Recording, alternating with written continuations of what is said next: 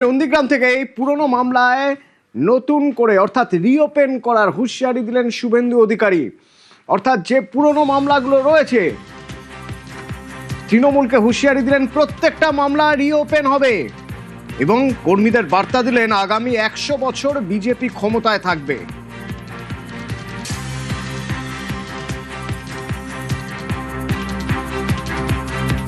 শান্তি বজায় রাখতে হবে। কুকুর মানুষের পায়ে কামড়ায়, মানুষ কখনো কুকুরের পায়ে কামড়ায় না। আমি বলবো হাতে আইন কেউ নেবেন না। আগামী বিজেপি সরকার ভারতীয় ন্যায় সংহিতা অনুযায়ী, বিএনএস অনুযায়ী প্রত্যেকটা মামলাকে রিওপেন করবে। আমরা ব্যবস্থা নেব। ওরা যা করেছে আপনারা করবেন না। আমরা এমন ভালো কাজ করব 100 বছর বিজেপি থাকবে। ওই পাপীদের অফিস হাত দেবেন না, উপেক্ষা করুন। জমি অধিগ্রহণ বিরোধী আন্দোলন থেকে 2026-এর ভোট যুদ্ধ নন্দীগ্রাম। এই নন্দীগ্রাম থেকে জয়ের হ্যাট্রিক। সেই নন্দীগ্রাম এবার ঘরের ছেলেকে মুখ্যমন্ত্রী দেখতে চায়। মেঘের কালো ছায়া, রোদ এলো ঝলমলে, ভয়ের চুচু পালিয়ে গেছে বংশের রসাতলে। শিক্ষা আইন এবার পাবে ঊর্ধ্বগামী সিঁড়ি, বেকারত্ব থাকবে না আর বুঝবে দাদাগিরি। জয় মা কালী। চারিদিকে খুশির হাওয়া, আনন্দ সত্তা। পাল্টেছে এইবার এলো বিজেপি সরকার, পাল্টেছে এইবার এলো বিজেপি সরকার। পশ্চিমবঙ্গে প্রথমবার বিজেপির সরকার। পাল্টেছে এইবার এলো বিজেপি সরকার। শনিবার ব্রিগেডের শপথ। সবার মনে এখন প্রশ্ন, মুখ্যমন্ত্রী কে হবেন?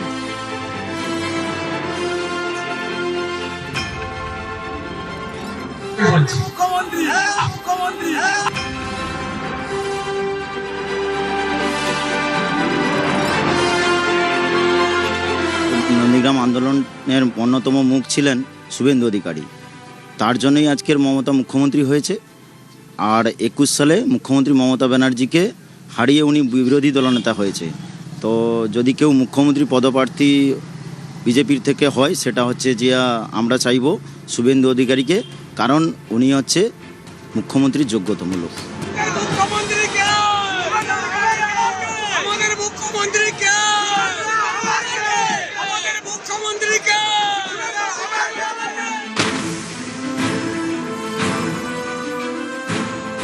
নন্দীগ্রাম 2011 সালে পরিবর্তনের অন্যতম আঁতুড়ঘর। জমি আন্দোলনের মধ্যে দিয়েই নন্দীগ্রাম হয়ে ওঠে নন্দীগ্রাম। 2007 সালের 14ই মার্চ এই নন্দীগ্রামে গুলি চলে, প্রাণ যায় 14 জনের। এ নিয়ে তোলপাড় হয়ে যায় রাজ্য রাজনীতি। এর প্রতিঘাত গিয়ে পড়ে ভোটে। 2011 সালে পতন হয় বামফ্রন্ট সরকারের। নন্দীগ্রামের জমি আন্দোলনের অন্যতম কাণ্ডারি ছিলেন শুভেন্দু অধিকারী। 2016 থেকে নন্দীগ্রামের বিধায়ক শুভেন্দু অধিকারী 2021 সালে হারান মুখ্যমন্ত্রী মমতা বন্দ্যোপাধ্যায়কে। 1956 ভোটে মমতাকে হারান শুভেন্দু।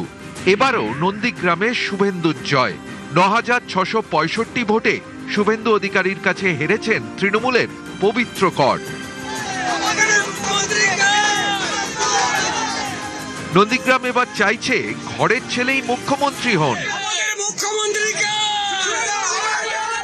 মেদিনীপুরের ছেলে, নন্দীগ্রামের ভূমিপুত্র, দাদাকেই আমরা মুখ্যমন্ত্রী হিসাবে দেখতে চাই। শ্যামাপ্রসাদ মুখার্জির মাটিতে প্রথম বিজেপি সরকার হচ্ছে। দাদা বিদায়ী মুখ্যমন্ত্রীর বাড়িতে গিয়ে ওখানে হারিয়ে দিয়ে এসছে, সেই কারণে আমরা দাদাকেই তো মুখ্যমন্ত্রী হিসেবে দেখতে চাই। স্কুল শিক্ষক হিসাবে ওনাকে চাইছি। আমার নন্দীগ্রামবাসী তথা পূর্ব মেদিনীপুরের অনেক লড়াইয়ের মধ্যে দিয়ে, অনেক সংগ্রামের মধ্য দিয়ে যে সমস্ত মানুষরা বিভিন্নভাবে বিভিন্ন সমস্যার সম্মুখীন হয়েছে, সেগুলো থেকে বিভিন্ন প্রতিরোধের মধ্য দিয়ে মানুষ অনেক আশীর্বাদ করে ভোটদানের মাধ্যমে ওনাকে নিয়ে এসছেন। পূর্ব মেদিনীপুর জেলার অধিবাসী হিসাবে আমি শুভেন্দু অধিকারীকে মুখ্যমন্ত্রী হিসাবে দেখতে চাই। এর আগে পূর্ব মেদিনীপুর থেকে একজনই মুখ্যমন্ত্রী হয়েছেন, তমলুকের অজয় মুখোপাধ্যায়। এবার নন্দীগ্রাম চায় কাথির শুভেন্দু রাজ্যপাট সামলান।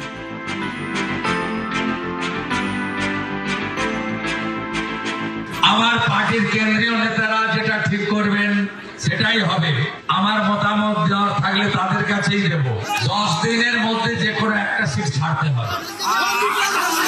আমি বলি, আমি ভবানীপুর এবং নন্দীগ্রাম দুটোই বলছি, আমি আমার কর্তব্য থেকে কিন্তু সরে যাব। আমি দুজনকেই বলছি, বাকিটা আমার হাতে নয়।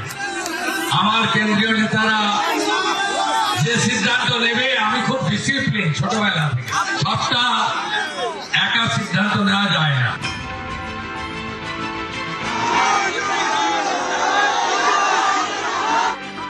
দাবিটা উঠেছে নন্দীগ্রাম থেকেই, সেই নন্দীগ্রাম যেখানে শুভেন্দুর সঙ্গে সম্পর্ক জমি অধিগ্রহণ বিরোধী আন্দোলন থেকেই।